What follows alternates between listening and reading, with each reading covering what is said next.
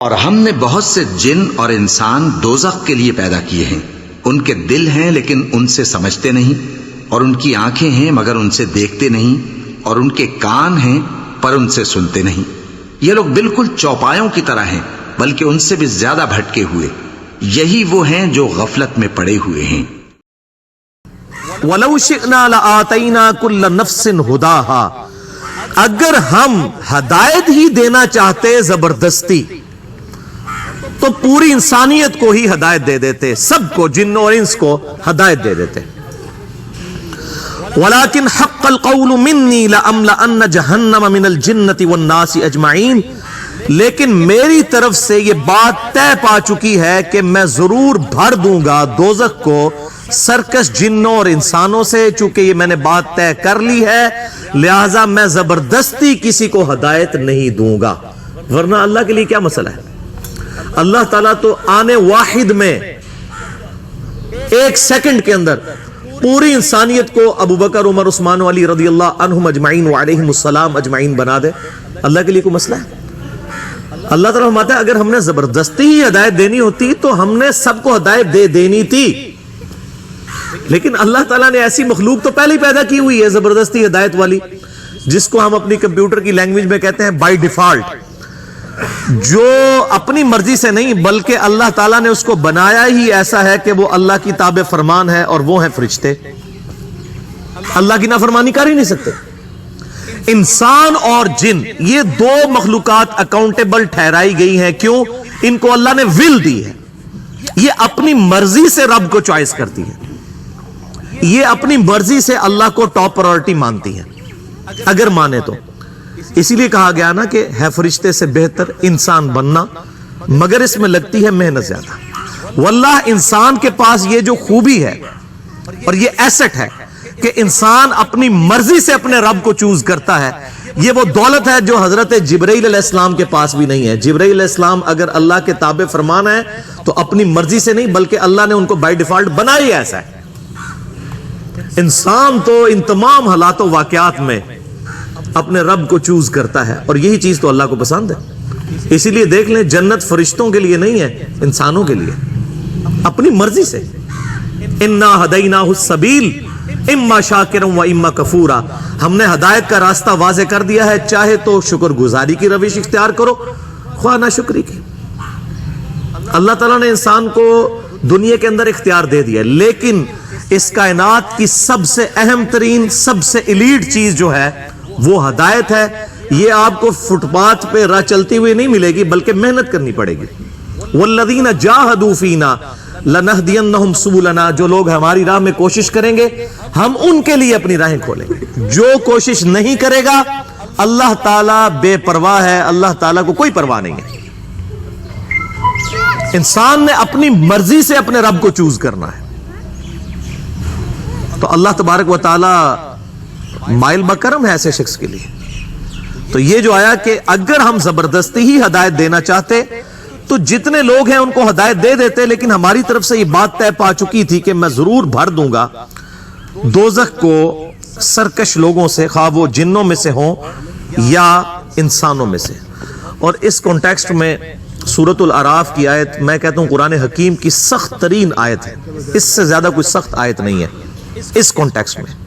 وَلَقَدْ ذَرَأْنَا لِجَهَنَّمَ كَثِيرًا مِنَ الْجِنِّ وَالْإِنسِ، اور بے شک ہم نے کثرت کے ساتھ جن اور انسان پیدا اس لیے کیے ہیں کہ وہ دوزخ میں جائیں۔ یہ کتنی الارمنگ آیت ہے۔ یہ سورۃ الاعراف آیت نمبر 179 ہے، قرآن حکیم میں کھول کے پڑھ لیجئے گا۔ یہ میں کو اپنی طرف سے بیان نہیں کر رہا۔ ہمیں جس خدا کا تعارف کروایا گیا نا این جی اوز کے ذریعے اور یہ میٹھی میٹھی باتیں کرنے والے واعظین کی طرف سے، وہ خدا اور ہے، اور جس خدا کا تعارف اللہ کے محبوب صلی اللہ علیہ وآلہ وسلم نے کروایا اس قرآن حکیم کے ذریعے، وہ خدا اور ہے۔ اللہ کا کوئی رشتہ دار نہیں میرے بھائیوں۔ جس کو پنجابی کہتے ہیں کنو کڈ لو یہ گل۔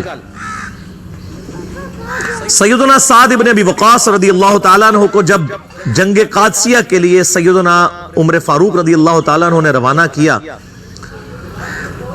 پرشین امپائر کے خلاف، جو اس وقت دو سپر پاورز میں سے ایک سپر پاور تھی، ایک رومن امپائر تھی جو جنگ یرموک میں گر گئی، اور جنگ قادسیہ کے اندر पर्शियन एम्पायर भी घुटने टेक गई।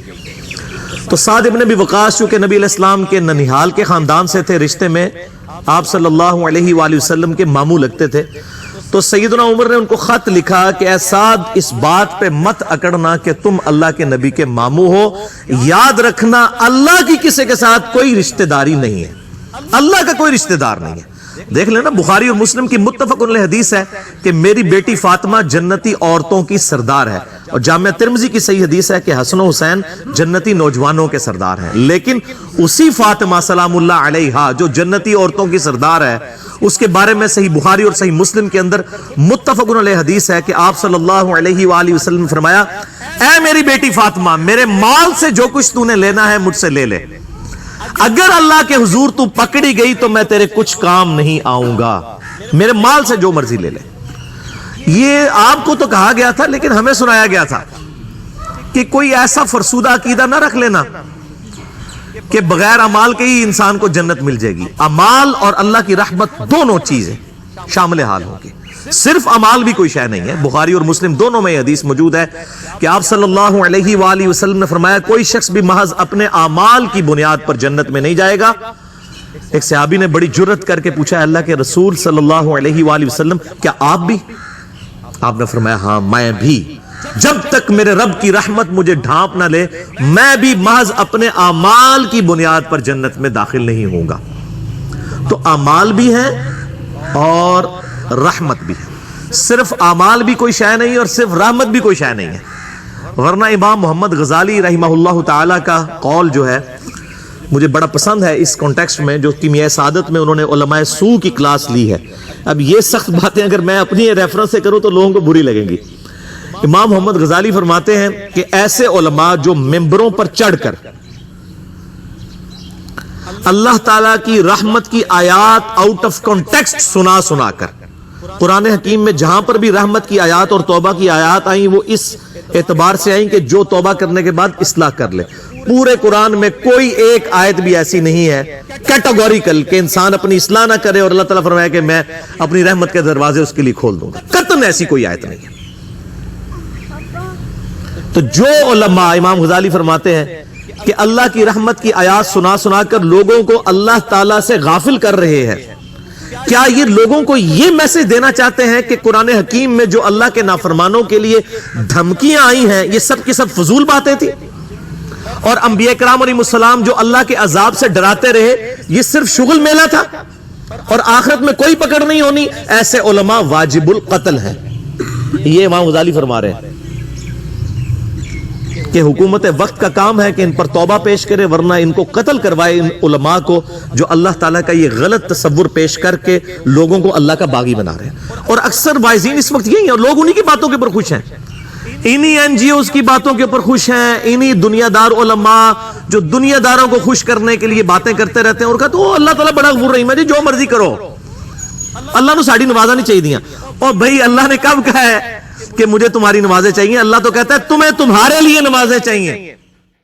जिस दिन पिंडली से कपड़ा उठा दिया जाएगा और कुफ्फार सजदे के लिए बुलाए जाएंगे, फिर वो सजदा न कर सकेंगे, उनकी आंखें झुकी हुई होंगी और उन पर जिल्लत छा रही होगी, हालांकि पहले उस वक्त सजदे के लिए बुलाए जाते थे जबकि वो सही और सालिम थे।